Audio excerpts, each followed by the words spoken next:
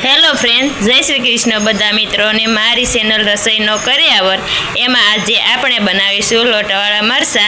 ओછી मेहनते झड़पथी थई जाय एवा आपणे અહીં મરચાં લીધા છે। હવે આપણે તેના બે સીરિયા કરી લઈશું। આપણે આ રીતે મરચાંના બે સીરિયા કરી લેવાના છે।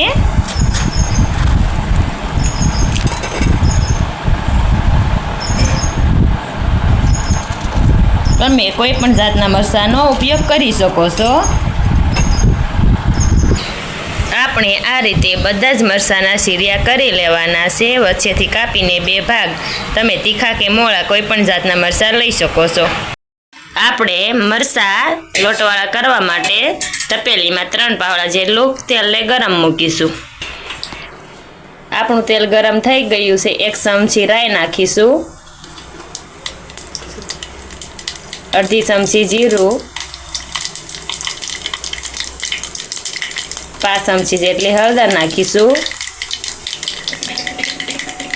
आपणा मसाला ततड़ी जाए एटले आपणे मरचा नाखी देशुं।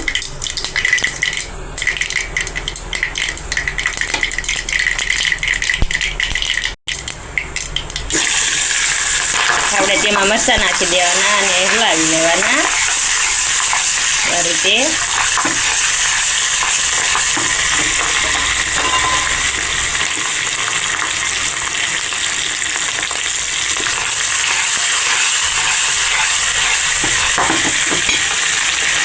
આપણે તેને ચમચા વડે હલાવીને ફેરવી લઈશું।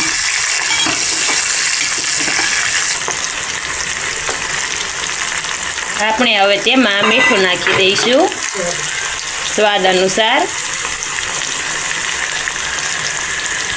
તેને હલાવીને મિક્સ કરી લઈશું। આપણે તેમાં થોડીક ખાંડ નાખી લઈશું। તેને હલાવીને મિક્સ કરી નાખવાની।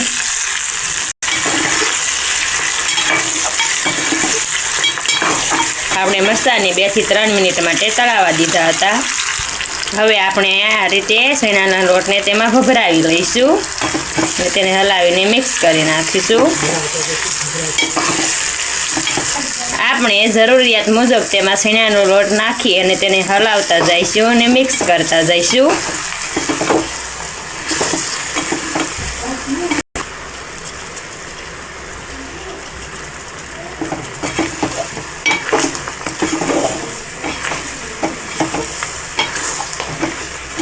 આપણે આ રીતે મરચાં ચણાના લોટમાં કોટ થઈ જાય એટલો ચણાનો લોટ નાખવાનો છે।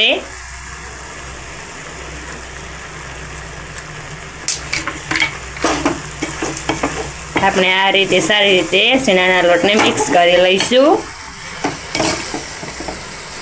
ચણાનો લોટ આપણો તેલમાં શેકાઈ જાય ત્યાં સુધી તેને રાખવાનો છે 1 થી 2 મિનિટ।